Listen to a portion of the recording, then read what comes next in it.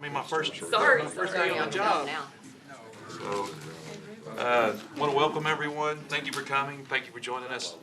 The mayor's not here tonight, or just for this pre-council, and the reason why is because he had to go to a funeral at 3. He'll be here. He'll be joining us shortly, and so I guess we'll try to do a good job without him. That's going to be hard to do. No. I think we can get it done, don't you? All right, I'm going to call the roll. Councilmember Nakamura. Here. I am here. Councilmember Wheat. Here.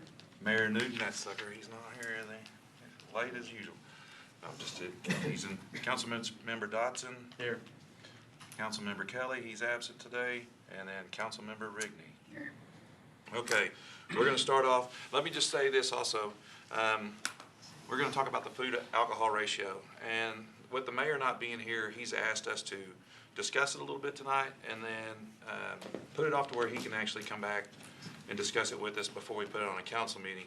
And he being our leader, I think that's warranted, really and truly. Absolutely. He needs to be involved in this process because this is a big deal. And so I just wanted to kind of give you a heads up of why it won't be on the next agenda meeting. We want to give him the opportunity to discuss it as well. But we are going to have fun with it and talk about it tonight. Solve all the rules. Mark brought us some samples. Samples of the ratios, I'm sorry. Samples of the food. Forgot we had Chief Ray here, we better be good. We got samples of the food. Good evening, Mayor and City Council, Mayor Pro Tem, City Council. Tonight, like Mayor Pro Tem said, we'll talk about the food to alcohol ratio. Again, this presentation will be a lot of repeat that you've seen in the past. There is one new slide, some information from Grapevine and some of their experiences with their restaurants. So again, just as a reminder, how alcohol is regulated within the city. The Municipal Code of Ordinances in section 6.5 says alcohol sales must be incidental to the sale of food. And that's defined as 60% of gross receipts from non-alcohol sales. So that's where we get the 60-40 ratio. So 60% food, 40% alcohol is our current regulation. When was this put into effect, Mark? Because the rest of the cities tell us when, but do you know when this was? Off the top of my head, I do not. I can look that up. No, I was just curious. The sale of alcohol for on-premise consumption requires an SUP. So that basically means that a restaurant can't open up and just sell alcohol. They have to also receive an SUP from the city, and that's granted by the City Council. Restaurants also must receive their permit from the TABC, that's certified by the City Secretary. I'm sorry, any restaurant that wants to sell alcoholic beverages has to come to City Council? That's right. Okay, just making sure. Any Crystal alcohol clear. sales Okay. within the city requires an SUP. Okay, Yep. thank you. So if anybody comes in and wants to put in Billy Bob's Bar down there, we have the option to say, Yes, no, okay. I just want to make that clear to the public as well. that's right. No matter the zoning, et cetera, Right. et cetera. Okay, thank Yep. you. Some cities, as you'll see, allow it by right, but we do not. It's Okay. every alcohol sale requires an SUP. Excellent. So they have to receive a permit from TABC, and that's certified by the City Secretary's office. That certification looks at distance, so it's 300 feet from a church or school or public hospital, and the zoning and making sure the SUP is there and all that before the permit is certified by the city. Restaurants submit a quarterly report to the City Secretary during their first year of operation. As long as they do not have any violations within that first year, then they submit a annual report of their food to alcohol ratio sales. And then we do not currently have a definition for bar or bars. So Is that audited? no, it's self audited. That's what I thought. Reported, yes. Just checking. Yep. So options to consider, again, we require an SUP for any alcohol sales within the city, so we recommend continuation of that for on-premise consumption. You could consider amending section 6.5 to reduce the food to alcohol ratio if that's desired by the City Council. So again, that 60-40, that can be reduced or changed, amended to any ratio that you see fit, if you see fit to do that. Another option would be to add a definition for bar or bars to regulate that, and that could require a change to Chapter 3 of the LDC within zoning, requiring SUP. You could also carve out sections for wine tasting, distillery, brewery, tasting room, which we don't currently have definitions for. So right now, if something like that wanted to open, a wine bar or tasting room, it would open as a restaurant? It would have to, yes. Okay, and we would issue an SUP if, Right. if we That's saw it, correct, okay. yes. If, so the process, if a winery did want to come in, for example, they could petition to add a use to our land use chart, Okay, but they'd have to go through that process. got it. And they'd have to serve enough food to make the Right. ratio work, got it. So again, what our neighboring cities do in terms of regulation of alcohol sales. So South Lake, their restaurant is defined by alcohol sales 75% or less. And you see that P, that means permitted. So as a restaurant can open up, they sell 75% or less alcohol, and they're allowed by right as long as they're in the correct zoning category. But they still have to go TABC, right? Right, yeah, you still have to have your TABC permit. They do have definition for bar or tavern. That definition is basically 75% or greater in terms of alcohol. And that does require an SUP, but it is allowed by permitted right within a hotel. Okay. Grapevine, their restaurant definition is food to alcohol 50/50. Similar to Colleyville, they require a CUP, that just means conditional use permit, that's just how they define it, same thing. But they require a SUP as well. They do have an exception for wineries and breweries, distilleries with tasting rooms, that also requires a CUP, but they do allow for those within their city. But they don't have bars. No, they don't have a Definition. definition for Okay. bar. But hang on, before you go forward, you're saying bars, but they have like Will Hoyt's and Tolbert's and stuff like that. Yes. So where would that So come? that's defined as a restaurant, 50/50. and it has to be 50/50. Wow. And I'll talk about that here in a second, on Okay. some of their, I'm surprised. So- Oh, okay. So ULIS requires a restaurant to be 50/50. It's permitted, as long as they're in the correct zoning. So a restaurant could open up, Chipotle could open up in ULIS in the correct zoning, and they could sell alcohol by right, as long as they meet the 50/50. They have a definition for drinking establishment, and that's alcohol sales greater than 50%, and that requires an SUP. So there's an additional layer on top of that. North Ocean Hills, alcohol 75% or less is permitted. 75% or more requires approval from P&Z. So it doesn't go to their council, it goes to their planning and zoning commission. And then Keller Restaurant, alcohol sales are 75% or less, and that's permitted by right. And then bar is defined as alcohol sales 75% or more, that's SUP. So that's just kind of a sampling of what our surrounding cities are requiring.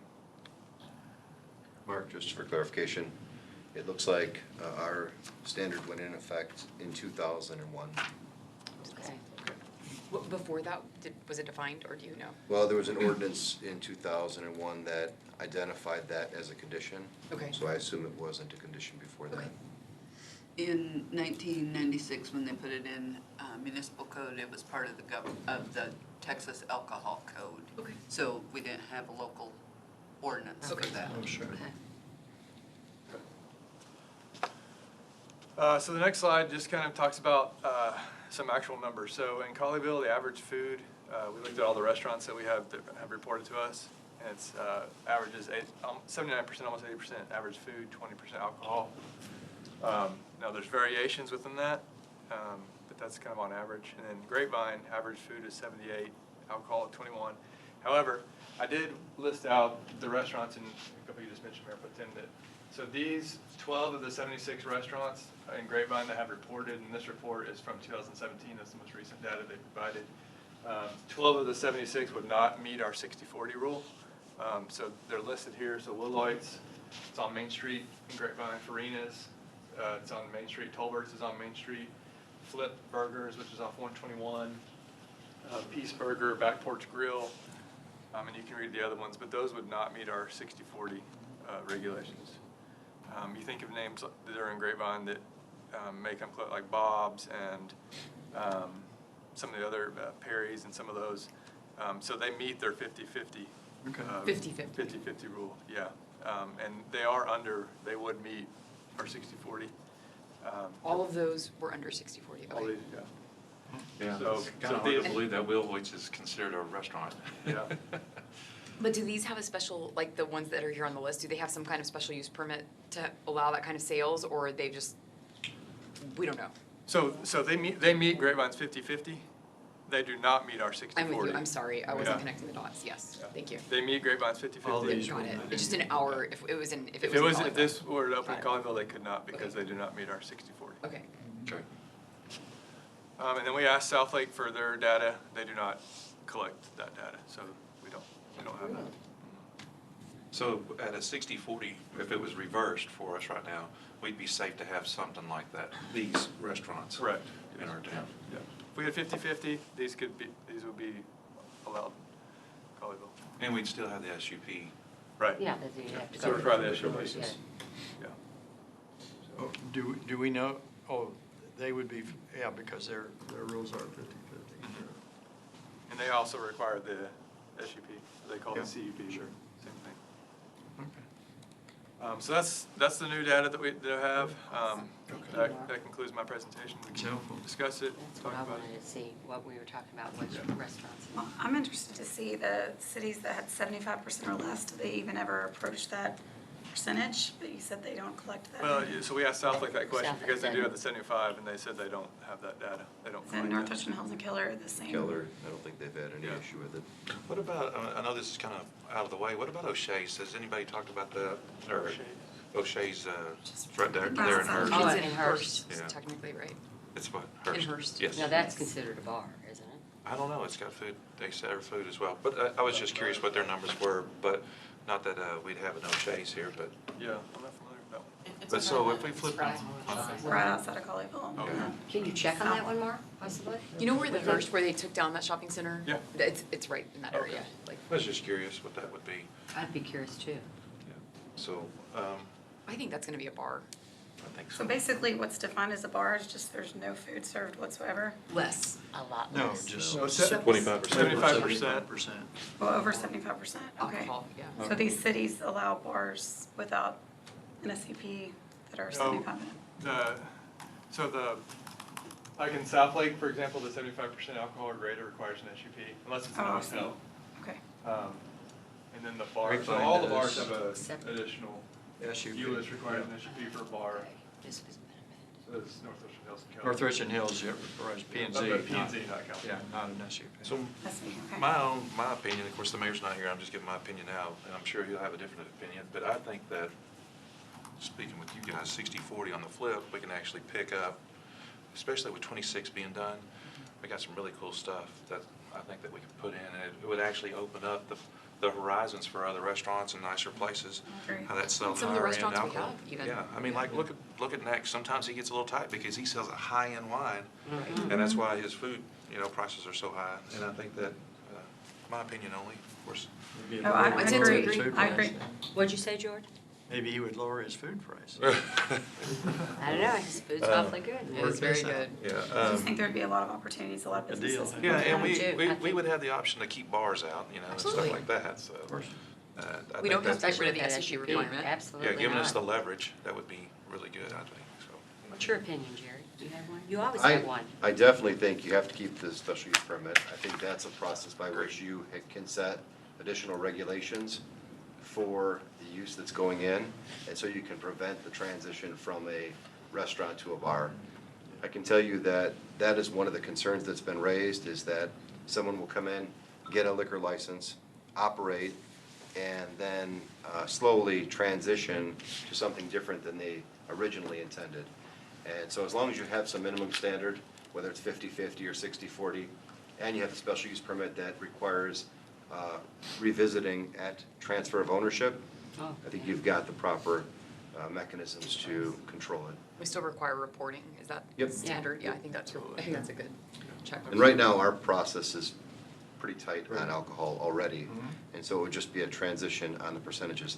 The other thing you could do too is if you wanted to try a change in the percentages, but you weren't sure if that was going to adequately address some of the areas that you have, you could also identify areas of the city wherein, as part of that special use permit, you allow for a deviation from that standard. And so you may, on a case-by-case basis, say, well, we've got this business that wants to come in, we think they are exceptional enough to warrant that change. And so therefore, we deviate from the 60/40 that is in place right now as a condition of their special use. If they discontinue that use, or if they have a change in ownership, that special use goes away, and the new There you owner go. must start anew with the 60/40 in place. We're already doing that. He's talking about a flip. When they change. Yeah, but we haven't allowed anyone I know, to go To- above it. I know. legislatively to go past I the know that. 60/40 that's in place now, but certainly that's an option as well. Yeah. I think it also gives us leverage against other cities to pull in higher-end restaurants and stuff, because I know we all talk about wanting quality on 26, and I think that would be a good piece of leverage to have, to bring in those quality type of restaurants and facilities. I just don't want to keep one out that would be a benefit to Colleyville because of a rule that, you know, has been on the books since 2000. Sure. Is my Yeah. concern. I think everybody can see that we were very concerned whenever the DD was going in on the service road. We didn't like that, and what was going to be That's right. sold at the Drunken Donkey at that time. So I think that the people realize how sensitive we'll be to those type of restaurants, but also sensitive to bringing in the higher quality type restaurants as well. There's huge differences between restaurants. Exactly. Absolutely. Is that it? Yeah. All right. Thanks, Mark. Thank you. Appreciate it. Thank you. All right, so next, Ms. Adrian's going to come up and give her presentation, or hand it off, for the 26 medium right-of-way design update. This is exciting. I know. I got your Excited. next couple of items this evening. Right. Oh, you do? I know. Just stay up here and stay a while. That's okay. I'll make myself comfortable. Okay, we of course have our Mesa team here tonight. And then I emailed this to you all, but I wanted to provide hard copies since it wasn't ready at time of your packet. These are the hard copies of the cost breakdown and summary that we'll go through a little bit later. But really tonight, at the last time we all got together to look at, you'll recall the video that was featured in State of the City, which really featured kind of the conclusion of a lot of our design process work that was shared with the council. And the main feedback that the city council shared with Mesa was a desire to shift the median design. You may recall that during some sections of the median, there were some stones that were in a triangular shape that we weren't a big fan of, and we said, hey, can you go back and look at that and come back with an alternate median design? So Mesa's here tonight to share that with you all, and also, you know, further in the conversation, we'll go through this handout. And then we'll also talk about what's really the next step is taking all of this out to the community to make sure that we're on the right track. Of course, with the video being revealed at State of the City, I think we heard a lot of great feedback, but we want to go over and above to make sure that we don't just, you know, do the traditional public open houses, but that we also go out to certain community events, do things that, you know, solicit feedback from people that may not show up at a traditional public hearing, and collect all of that input to make sure, you know, did we get all the elements right? Do you know, want to invest in some of these gateway features? And have that conversation with the community. So that's really what we're here for tonight. And with that, I'm going to hand it off and have Mesa walk you through the updated median designs. All right, well, Cherry.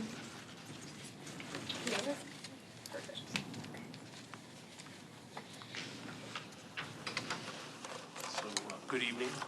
Hi. Mayor Pro Tem and Council. So I'm Kevin Bernauer with Mesa. I have Jason Cooper and David Newman. We've all been actively involved in the project, and this is just going to be a brief update. As Adrian said, incorporating, I pushed the wrong button. Forward? Yeah, it should be. I just already kicked on or something. There you Okay. See, you got it, Christine? I'll roll it You'll roll it, if okay. you Give tell her me the when to signal and go. she'll roll it for you. Okay. This is basically the same schedule that we presented earlier. The timeline has moved forward to show where we are today. So we're now entering kind of design development based on your input and feedback and so forth from the last presentation. So the next steps really leading to issuing of construction documents, which we anticipate in late September, early October kind of a time frame, would be refining those documents and then also going through a public process, informing the public, as Adrian mentioned. Next, please.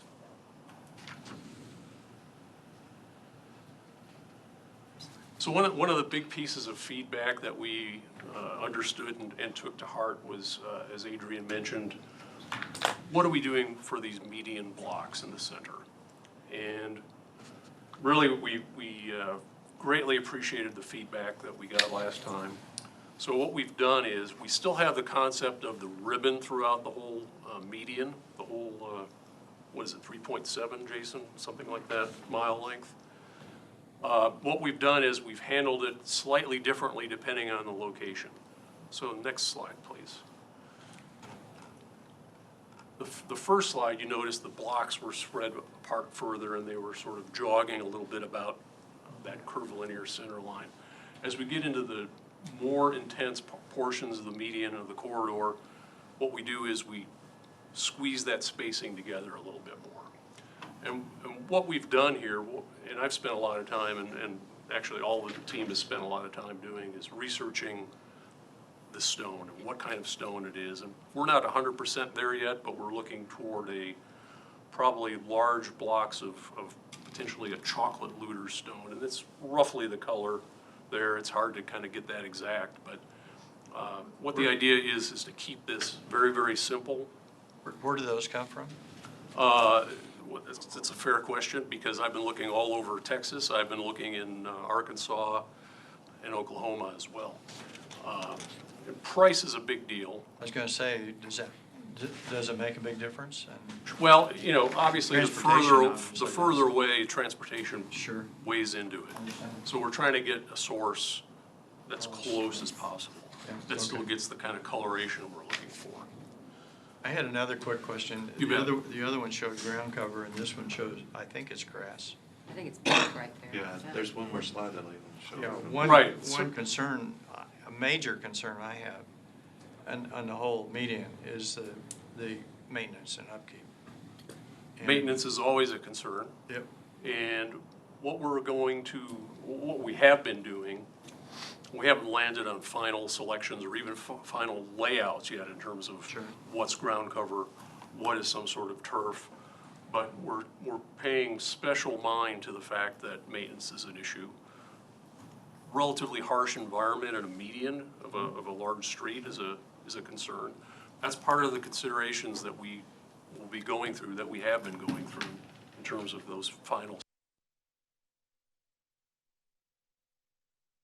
Are those intended, I know the answer, but I'm just putting it out here, for people to sit on? No. Okay, I know they're not, but what if we have people that come down there and sit on it? We call Since you-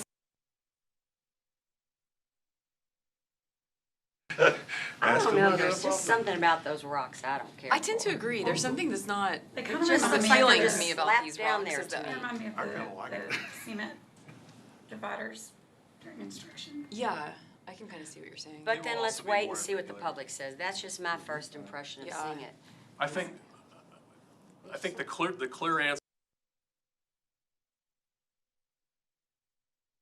relatively high traffic counts on But the the seating boulevard. aside, I don't like them. I don't either. Sorry. Kathy, I'm with you. I said I just I don't don't like either. them. Don't like, I don't like the No. visual of well, them, maybe, but I'm not trying to jump ahead. This I is- apologize. this is a representation. Yes. Of course. I'm scouring, 3 or 4 states looking for stone. This is kind of the direction. You can pass Okay, so that around. flatter, because those look kind of like railroad ties to Yeah, me, just I slap don't like down the there. style, is what I'm. Well- I will also add, just before we move on, that I really liked the idea of the stone being local, but I don't know if this is still considered local, so I'm not trying to. I love this. Local the is Texas, considered yeah. 500 miles, Okay. frankly, in So- terms of, if this were a LEED Did you want type to- project, Yeah, that's kind of a standard that okay, people use. fair enough. And more south is wider rock, and up north and to the east is more of the darker shades like that looks like an Oklahoma stone. right there. That may actually be a West Texas stone, because that's what that photograph, wherever Like that that, photograph is. Like down deep south, Big Bend National Park. Not that far. Because to me, Abilene, Okay. and again, maybe some of the flatter stones like I've got in my yard that more decorative, but And again, we'll leave it up, we'll let the people give the input also. Here's the consideration that we're balancing, Okay. or among the considerations we're balancing. One is appearance and the idea that anything we thought that had anything that started to look like a veneered wall, we think that's fine for the towers, okay? That's what that is, and the other freestanding walls. But in the medians, it really needed to have more visual mass and more input or I substance. totally agree. I just. So that drives the idea of trying to find blocks. We looked also, and we can still look at, rather than, these blocks are probably 3 feet by 10 to 12 to 14 in length, and probably 2.5 feet tall. It's not a manufactured item, it's that. It's what pops out of the ground. Yeah, they cut This it. So looks what I'm- completely different than that, to me. That is trying to represent that. Well, that Do you- doesn't come close. Well, I wonder if you have pictures of a We similar we can setting. refine that. You have an example? Because that might be helpful, because maybe my mind would change, but I don't know, it just, I'm Well, and 2.5 feet negative on is it right now. probably half the size of what that rendition is right there. That doesn't, that looks taller than that, because if you compare it to the size of that So, pickup. can I interject? Yeah, This yeah, model is representative, and all of those blocks, just by the sheer size of the corridor being 3 miles, if we had modeled every one of those blocks as, you know, as they truly would come out of the ground, random sizes, It would've taken random forever, yeah. variations, it would have killed our computer, Yeah. really. So, just being frank, so these more than anything just represent placement and scale. An This- approximate mass. Approximate, yeah, the lengths, the widths, everything about every single block would be individual. They're Unique. Yeah, more unique, like every this. one of them would be more, Yeah. more like that Yeah. image, but even so, I think it may be that I don't like the Randomized. blocks. I mean, it might be that simple Do for you me. consider that a block? Yeah, I feel like it, these are very square, they wouldn't come out Yeah. perfectly square, they'd be right. angled. You're thinking yeah. you just maybe I not just put a don't like block the at all. style, and that's Yeah, and that's preference. perfectly Yeah. legitimate comment, for sure. The only reason I think that Is there a different kind of hardscape that you think might be more attractive? Well, I think even more of a natural boulder type of look is maybe more interesting. I mean, I don't think that's visually interesting. And I know you're saying each one will have its own unique character, but I think a lot of rectangular squares, they look like benches to me. They do to me too. So one of the other things we looked at, and frankly, on the one hand, we were drawn to it because we thought it was gonna be cost effective, which it is somewhat on the material side. However, on the labor side, it's more expensive, which was to have, instead of a large block that was, say, 2 or 2.5 feet tall, okay? We were looking at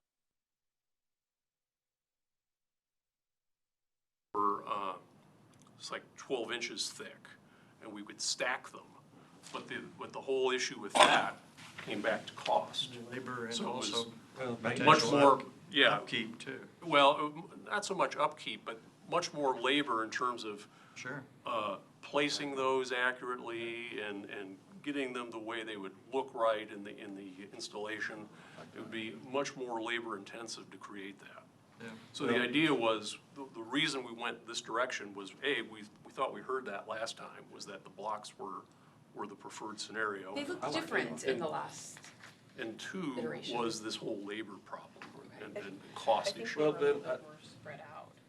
And the ones in the urban core were that more triangular. You know, I know we didn't shape. like those, but I Yeah. know there were some that were more appealing in the previous presentation to Let's me. Let's go to the next one if we could. Please, and this is a very pretty stone though, not to totally derail everything.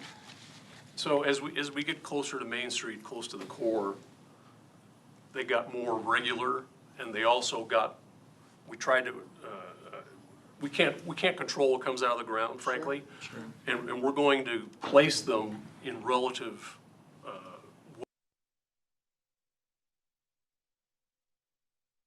more concentrated in the core area.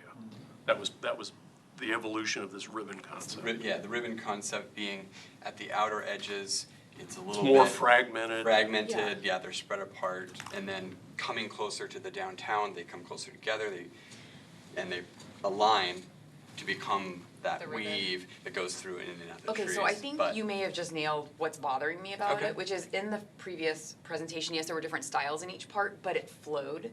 This just This does doesn't not feel like flow. it flows to me. It Accurate. feels like I'm putting like jigsaw puzzle pieces sorta together, but not quite. But it doesn't evoke the ribbon Not as to me, much? No. not to me. I agree with that. It's a different feel for me too. I kind of, I'm just my opinion, I like it kind of like that because you can mow around it easy, you can weed eat around it easy. That's one thing It's I was still- considering too. As long as it's snaking, to me, it looks good, but if it's like in one straight line, you're right, it would look like a barrier that we don't Yeah, want. I mean, I agree with you that that natural curve and stuff is really pretty. I just also would say, I know those are gonna be very expensive and they don't, I don't know, they don't look They like don't something set we us invested a aside lot of from money in something. and, yeah. I'm curious, if we were to put this into a video, do you think that would help? To see that No. movement? Good. I'm just I would throwing rather it out see- there, I don't know if that makes a difference. Do you have a picture of a city or? Or a setting where something. Yeah, setting where in real, Even Could that probably might find help, that, yeah. like even just a picture or Absolutely. two, that might give us some perspective. Sure. But the overall feeling that these pictures evoke for me is not positive. The, I appreciate the feedback, yeah, Yeah. I think that's. Could they good. be maybe, what if they were cut in half? You know, there's half They're as still the wide. I think it's the Same shape. thing. I think they're too perfect. Exactly, They're too perfect. exactly. It's too regular. Okay, let's get away from that. Yeah. What else is there? Say, I mean, we're gonna live with this forever, so we've Right. gotta like, Yeah, we wanna love it. we wanna And- love and it. that's kind of what has led us, we Right. thought, in this direction, So I is heard- that permanence, substance, something that is long-lasting.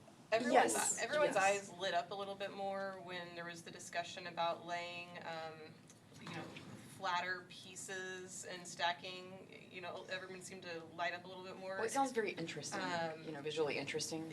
So I know that that was a cost consideration.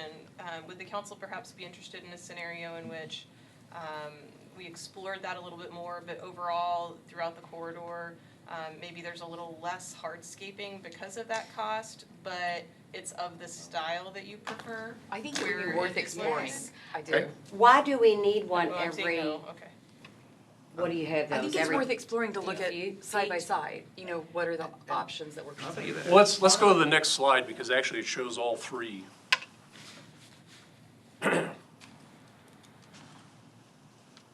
So the transition zones in the center, the gateways, and the urban core, the downtown core.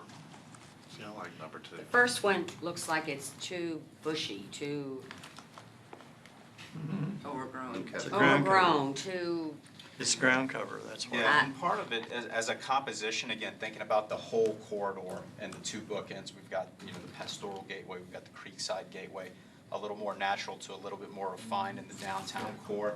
As far as that as a composition and identity to Colleyville as a cohesive corridor, separation from the north and the south, is to maintain that continuity. So I think it does make sense to look at different things, obviously, that everyone's going to, be comfortable with, but also not losing sight of the continuity of Yes. looking at individual pieces, but the whole, as a whole, and the perspective of the individual coming down the corridor at 20, 30, I 40 agree. miles an hour. Yes. So those are just some of the things to consider as we're talking about, because really that linear, there is a certain distance to where that is achieved and then subsequently maybe lost. But you could introduce that stone on the end caps, and then it disappears where it doesn't have to be throughout, because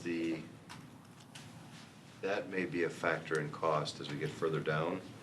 And so you can continue that flow by identifying those commonalities without having it maybe be a theme throughout. And that allows you then some flexibility as to whether or not you want to create the traditional end cap beds or something like that, that are more traditional in a roadway median. So, we all have our opinions on it. I kind of like this, but to go back to what they're thinking, maybe an idea is this, is that within the first, or as you come up to an intersection, you could take a stone that's thinner and maybe make it look like it's rising up out of the ground to come, and then flatten out into end cap, and then follow through on the other side and have it die out to where it looks like, and then it's green, I guess, the whole way. Or, you're I not gonna like get a that perfect ground. transition of the two next to each other. I don't like that one on the left all the way. No, I don't like I that don't one, I like like that that Tammy, one. is it primarily because of the ground cover or because of the stone? Probably the ground cover, I think. I think on that, It looks bumpy. I think it's both, right there. Okay.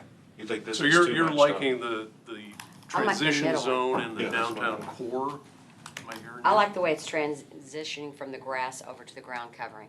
I think that looks pretty, two different colors, it's appealing to me. Oh, just not having ground cover by Not itself? the everywhere. Okay. I like this, the color of the stone, to Tammy's point, I think those contrasts are beautiful. I There's just no don't like the ground cover shape. back there. I know I've said it, so. I'm Yeah, fine about it. same with me. I like the middle one because of the dimension, there's more going on, I feel like. Why couldn't you do a Yeah. large stone? See, this looks like a second stone that's small and maybe. Right. It's not, I think it's just a shade, but. No, it is, no, it is, absolutely I'm is. sorry. Actually, in both of these, actually in all three, Okay. there's gonna be variation, okay? They're not all gonna be the same size. Because they're coming out of the ground and whatever size they are, they are. But are The there gonna be idea was variations? that on the ends and in the transition, you'd have a higher percentage of the smaller pieces and a higher percentage of the larger pieces in the core area. Don't they typically cut them at a fairly standard size? Yeah. Well, this is broken out of the ground basically to, again, cost reasons. We're trying to eliminate how many times the material is touched. Oh, sure. So, in other words, they pretty much just drill and then pop with a loader or other piece of equipment to remove the stone in the quarry. Oh, okay, So what we're not doing is saw cutting, okay. okay, because that's another operation Kinda looked which to me adds to like the it cost. was. Those look like they're They're saw those cut. look Yeah, like those look they're like they're saw polished. Yeah, it gives that They're- ridge on the side. they're at the not. top. Okay, so they're gonna have a So we jagged. definitely need some more lifelike uniqueness. photos to effectively I think convey so. that. Yeah. I think a video would help too. I think that would You might be help. right. Because Well- then you're moving and you see the ribbon. Because when you doing only the see the weave. snapshot portion of it, you don't necessarily see the evolution of the different Correct. ground And you- coverings. Right. And you're looking a little to the side in these images too, which, you know, if you're driving, you know, you normally would see farther down the corridor than just what's shown in these three images. But I I think will these are say, good they don't demonstrations. evoke the same kind of high quality feel that even the Domino one that I didn't care for felt like to me. So those just felt more in line with the feeling I think that we're trying to go for in like this project.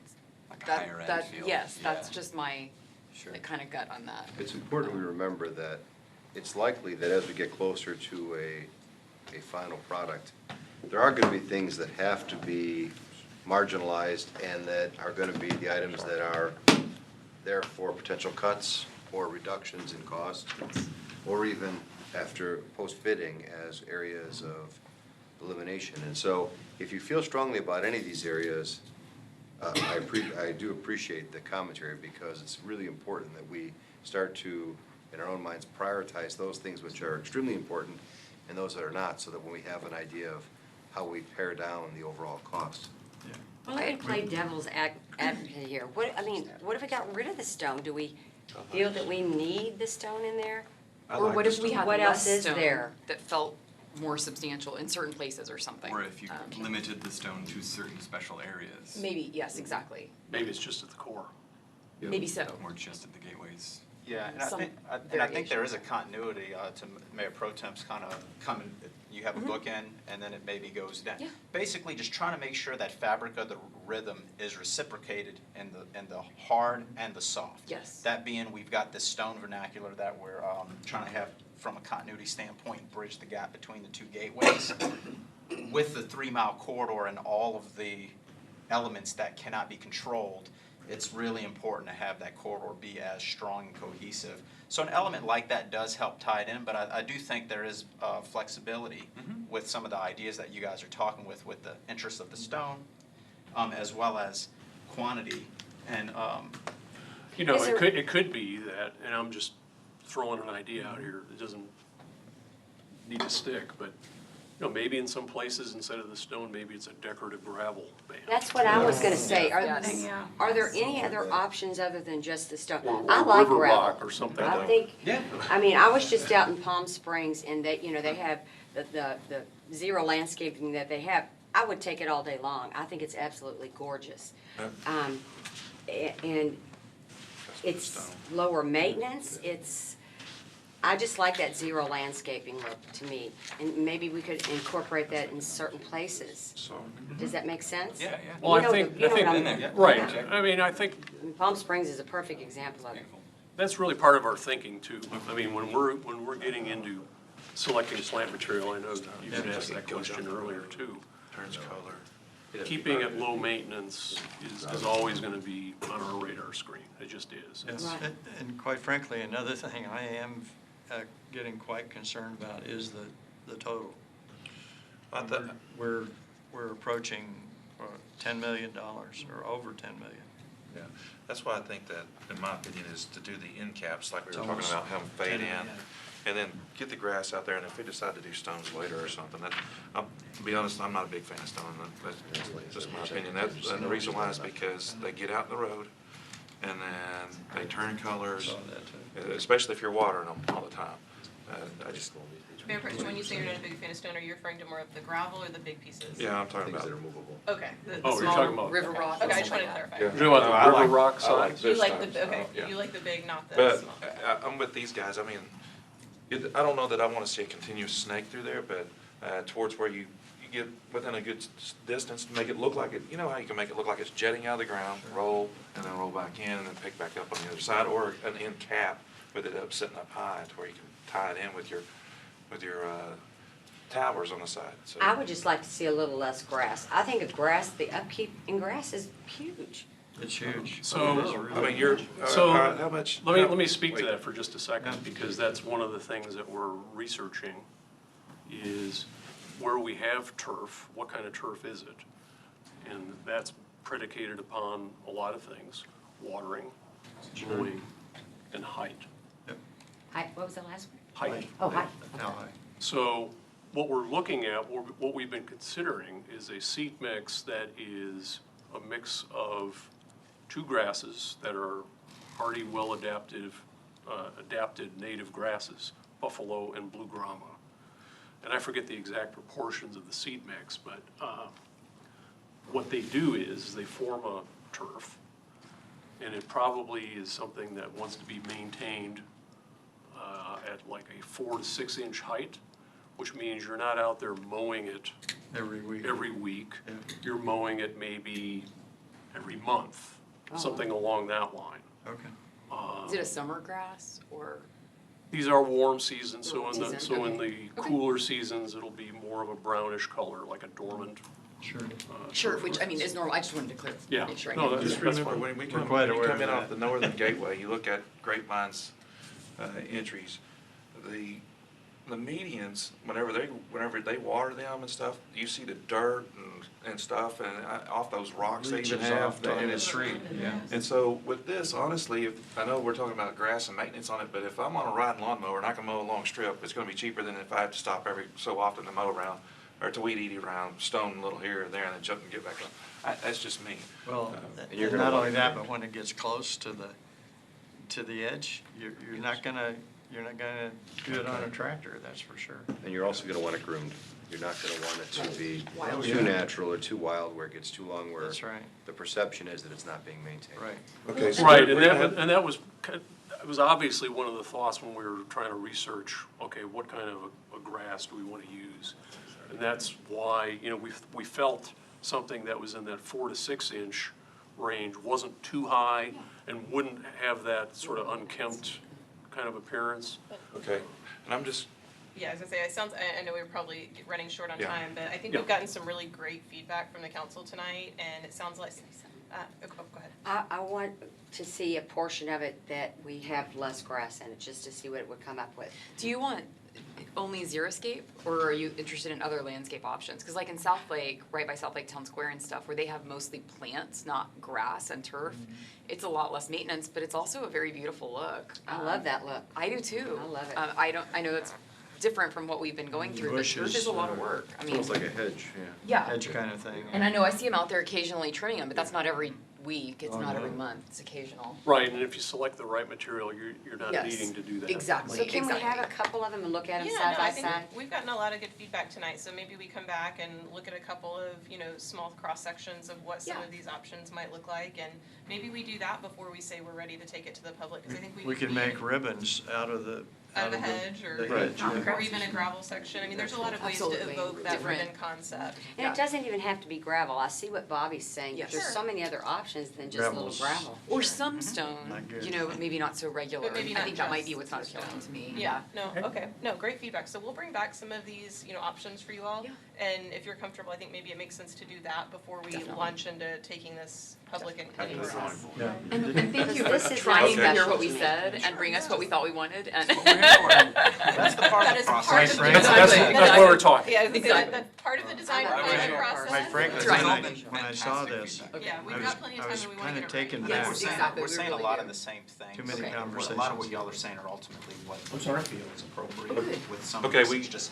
we have two more items, so we gotta press on. Can we go to the next? Just Yes. one quick, Okay.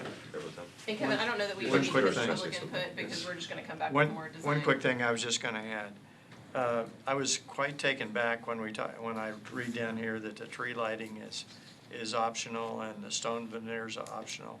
I mean, I'd like to see, you know, the project focused on to not have uplighting. No, That I'm makes just it. wondering why these were broken out. it was, the stone veneer we're talking about is putting stone veneer on I know TxDOT that. I mean, items, it's not the which never veneer, really was in the project. it's not the veneer I'm really so concerned about. But the tree lighting and a couple other things here. In the tree lighting, we have maintained in the core, what you're seeing there as a desirable Yeah. potential When we- add. Oh, I didn't know. Yeah. I didn't know. Yes, that's why I wanted to It's not, clarify. it's not explained very well. Yeah. Like On 6 one months sheet of ago, we paper. presented you guys a matrix, and it had all the different locations. It had the outer edges, the transition Yes, zone, the downtown yes. core. And we had prioritized, you know, where do we want to spend our money, Okay, basically. sure. So, yeah, we've left tree lighting in those Yeah. areas that you guys deem Absolutely. most Oh, important. But, so you will have tree lighting? This is additional. I did, In the In the core. core area. that's fine, that's fine. Yeah. Okay. But we all know lighting makes, Let's go to the What makes next a huge slide. Next, I hate to please. push you. No, that's fine. Wrap up, we can wrap up quick. So just to reiterate again that we listened last time, we thought we heard you. One of the comments was, gee, there's a lot of flagstone in this particular bike path area.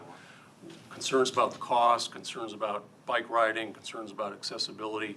So we just wanted to show you that Smooth it out. we've listened to that and revised this. Next, please. Like on that one, you could put some different hardscapes in there too. Could be, yeah. Thank you, George. Basically the same scenario here. We had some flagstone. This is Main Street intersection. Again, the accessibility and those kinds of comments and the cost. So we've relooked at that. Next, please. And actually the same thing at the Historical Gateway as well. We had a lot more flagstone paving. We've kind of reduced that, eliminated that, again, for those same reasons. It looks a lot more natural, yeah. Okay. I have no idea what's going on. Yeah, okay, and I don't know that we need to necessarily spend more time diving into some of these desirable maybe additions, change. because if we're gonna go back and change some of our design options, then. It's gonna change again. Then let's come back and do that, and then certainly Do we that's need to gonna. talk more about I think that? that's gonna change the cost matrix as well. So when we come back with those different design options, we won't necessarily have as refined a level of budget detail on that, but we can at least provide some more ballpark of, you know, this is gonna be a little bit less of a costly option, this is gonna be a little bit more, and at least Exactly. provide some context to that when we come back. And so, following this meeting, you know, we'll talk with our MESA team, come up with a reasonable time frame to bring back some of that to you all, and then we'll put that on an upcoming work session meeting. Thank you very much. Thank you very much. Appreciate That was it. very, very helpful. Thank you very much. Yeah, like I said, we've got time, we gotta get it right. That's right. You have to get us to where we don't go, Very nice. so, We thank you. wanna love it. I mean, Thank we you. wanna. Thanks again. It's so so the- special. Appreciate it. See, I Next would thing move- up will be the discussion of new concert opportunities. Yes, and this will be very, very short, we don't have any slides that we need to go through. Yeah, we'll talk soon. Thank you for your time.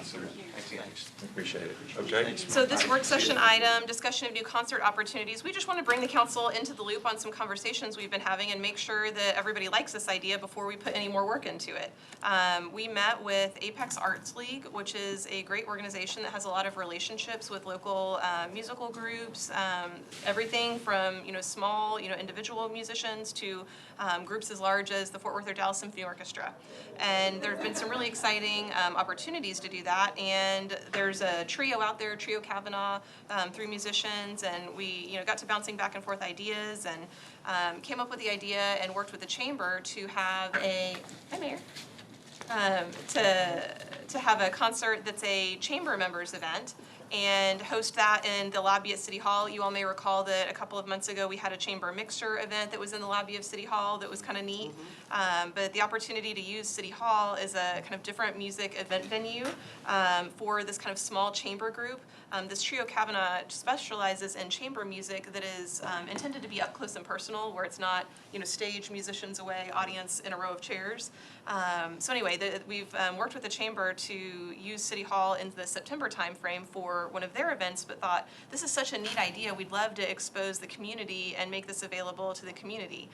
So talked, and they've got another available date in September that we thought might make sense to host that same group over at the Colleyville Center. And the timing just works out really nice to potentially host that around the same time that our Colleyville Center back patio area is completed. So the synergy between an open house of community, come check out the new expanded area and the patio at the back of the Colleyville Center, have a community open house in conjunction with that free concert, and kind of have a early evening event. It's a Sunday evening that they have available. We just thought that that was a really neat opportunity so that it's available for the chamber and as well as available for the community at large, and just pair all of those things together. So if everybody likes those ideas, we'll continue to move forward with that. The other piece that we talked about, because of course we like to dream big, and we think Colleyville deserves nothing but the best, we wanted to find out how we could bring the Fort Worth Symphony Orchestra to Colleyville. You all may be familiar that they do so, I think, several times a year over at White's Chapel, but we thought that we should have them here in Colleyville as well, and said, okay, well, what's the art of the possible here? Would they be willing to come to Colleyville? Yes, we found out they are. Said, okay, well, when would it make sense to do so? Well, when you look at our calendar of events for the whole year, we have a lot of spring, summer, and fall events. Many of them tend to be outdoors. Holidays are crazy busy for everybody, but that window in the first quarter of the calendar year tends to be a bit quieter, and you really need more indoor events when it's cold outside. So this would be the perfect time to fill in an indoor concert opportunity if the Fort Worth Symphony Orchestra had some availability in that January, February, March timeframe. Where would you be thinking of doing it? So, of course, we thought immediately that there might be a neat partnership opportunity here. So I spoke with Dr. Schnauz over at GCISD, and the auditorium over at Colleyville Heritage High School we think would work. Had some initial conversation. They were interested in continuing the conversation. Not a firm commitment, but definite interest. I shared with them the 3 dates that the Fort Worth Symphony Orchestra, they gave us a Friday, a Saturday, and a Sunday option in February. Those are the dates that were included in your packet, and I'll go ahead and tell you, I think the February 15th Saturday was not good for them, but they said they did have availability over at Colleyville Heritage on February 21st and February 23rd, so that Friday and Sunday evening option.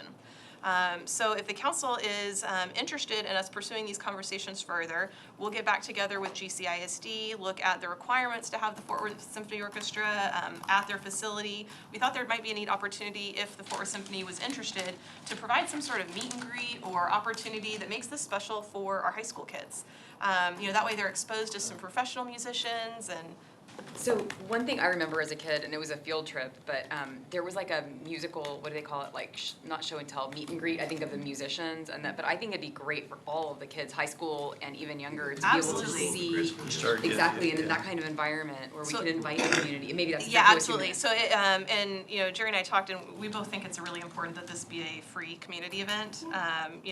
Obviously Fort Worth Symphony Orchestra comes to our neighboring community, but they charge for tickets, and so it's not necessarily available to everyone. And we thought it was really neat to have a partnership for our community to do so where everybody was able to come that wanted to attend. So we'd have to work out some sort of reservation system to claim these free tickets. Residents, preferably. First come first served type situation, and we can work through those details. But if I recall, I think the Colleyville Heritage Auditorium seats 781 seats, so we could do some sort of system there. But I think there's plenty of room for those that would want to attend. And anyway, we just think that's a really neat opportunity. Just a quick note, though, the cost would be about $20,000. Yep. And so, but we think we can use our hot money, our hotel occupancy tax, which you've got about $305,000 Right. right now we built up. from our hotel in town. And so we'd like to use that as a funding mechanism, and we'd like to, as you said, reserve the attendance for Colleyville residents. And so we have to come up with a system for that, and, but have a free concert if possible. We don't want to charge. Well, those are some of the discussions that I heard a lot, having the election season that we just went through, and we talked to a lot of people. And one of the concerns that I heard numerous times was consistency, that we're not consistent, that we can't, just throw one thing out there, then not do it again for a long time, because people don't know what's happening. So I did hear that over and over. So I like the fact that we're working on getting something consistent. Yeah, our goal is to have 2 spring concerts, our big summer concert, traditionally was Red, White, and Sousa, and now it's Stars and Guitars. Have 2 fall concerts, and then have a winter concert. Right. And so the winter concert obviously is the most challenging with the weather. And so this would be a tradition we'd love to create as a sustained annual tradition. And the symphony is a great way to balance out the different types of entertainment we've had. We've had, all different types up to this point, and this would be a nice arts type element. Is that something that we can have Aaron work on, letting people know what our goal is to do? Because Absolutely. I think that, Aaron, if we really work on letting people know what we want to do on a continual basis, that they can then have it in their mind to be looking for it. Well, Yeah. and part of what, I'll make a plug here in case folks aren't aware of it, Aaron's added a page to the city's website that lists all of the events for the year, and we've got a calendar. Because a lot of people say, well, gosh, I'm planning my summer vacation, but I really don't want to miss Stars and Guitars, and you need that consistency to know, okay, well, I should always expect this. So we're trying to put those out, as much as possible, almost a year in advance, and we'll constantly update that calendar. So that people can look forward and know, okay, well, I want to make plans to attend this event, and that's coming. And I think, since we've reinstituted our internal staff city events committee, so that we're constantly working on that rolling calendar and planning really, really far ahead, our ability to keep that information fresh and in advance for the public is much better. Can we put it in the water bills and the next few times, Absolutely. letting people know that it's there so that they can just go to it? Our goal is to create sustainable events that are consistently applied and regularly scheduled, Yeah. so that our residents get used to the system. Right. And so these first couple of years, we're trying a lot of different events to find out which are preferred, and some of those may continue and some may not. But the idea is to create a consistent schedule Right. that becomes the mainstay of our And community. a lot of And- people and- enjoy the concerts in the park, and they're excited to see more as we go along, so. Yep. Okay, so we have One 4 minutes. one real quick. Where is the calendar? On the city's website. The website. There's a city events tab, or on the city's website. I'll look. Send you a link. All right. QA it for you. So we have one last thing that was, maybe we can squeeze it in real quick. Perfect, yes, I will be very brief as well. You all obviously can see on your agenda that we are wrapping up our Colleyville receipt race later this evening and announcing our school winners, and that was our spring promotion to support businesses in Colleyville. You're going to tell us ahead of time, right? Well, maybe. She'd have to kill you. So looking ahead, we wanted to think about what can we do this summer, and it's been interesting. Obviously, we rolled out the BEST program, the Facade Improvement Grant Program, along 26, and in the conversations we've had with businesses, there's a lot of folks that are really interested in refreshing their signage, particularly on the 26 corridor, and particularly as construction, there's kind of that light at the end of the tunnel now, and those, smaller signage improvement projects weren't necessarily the best fit for the BEST program because those were intended to be larger scale beautification projects. So it seemed like the perfect fit for our next, kind of seasonal promotion program. So we came up with the idea of our summer sign program. And the intention here is to do, smaller matching grants, but instead of the BEST program where it's, more of the 1/3 public, 2/3 private, with these, because they're smaller dollars, doing a 50% matching grant up to a maximum of $5,000. We've had several businesses that are already kind of lined up and very interested in pursuing this if the council is agreeable to rolling this out as our next program.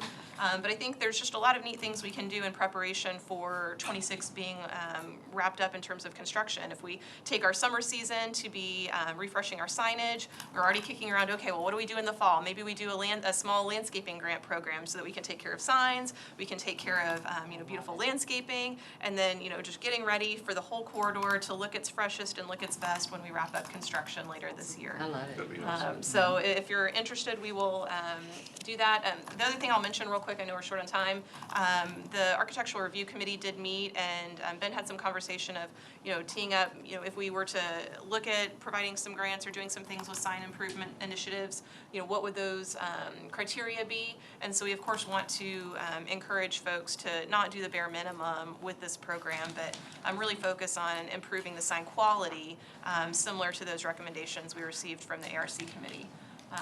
But with that, one other question I think we wanted to touch base with the council on, if everyone's amenable, we'll set aside about $50,000 for the program. If we need to come back and ask for more, we can certainly do so. Is it TIF funding or how's it funded? I think this would be, yes.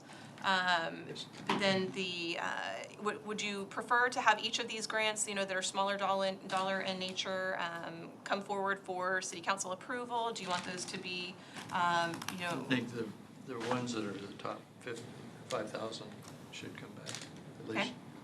We can bring them back just Maybe as a 3,000. informational anyway, As because a it's great yeah, to. just Yeah, as a bunch, we yeah. plan on keeping everybody in the loop, of course, the entire step of the way. What does the mayor think? Yeah, I mean, that suggestion's fine. As far as allowing just, do we need to see every sign application that comes in, or have a threshold of like I $3,000 think we need everyone, but, above? show us what's happening. We'll report Yeah. on a regular basis. Yeah. Informational.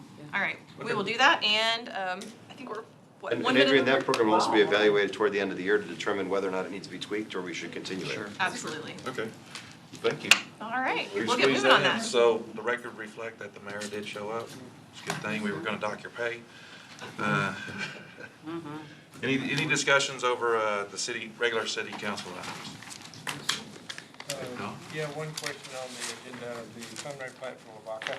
So I'm sorry, I had not signed that PUD ordinance yet because one of the agreements was not yet signed and brought back, and we had said that those agreements with the neighbors around was supposed to be signed and part of this. So I don't know what the latest. The status is they have sent that over. They have sent over the signed agreement, what we have copies for you. Okay. And then you can sign Okay, the so that's fine, ordinance. then we're good then. Okay. So anything else? Okay, then I guess we're gonna end the session at 6:32.